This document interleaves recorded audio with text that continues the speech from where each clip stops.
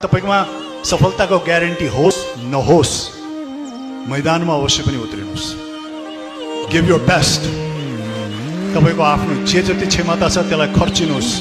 जीवनमा त्यही व्यक्तिको महत्त्व हुन्छ जो मैदानमा उत्रन्छ, जो मैदानमा उत्रेर सङ्घर्ष गर्न राजी हुन्छ, जो रगत पसिना बगाएर धुलो हावा माटो खाएर आफ्नो सफलतातिर लम्किने हिम्मत गर्छ।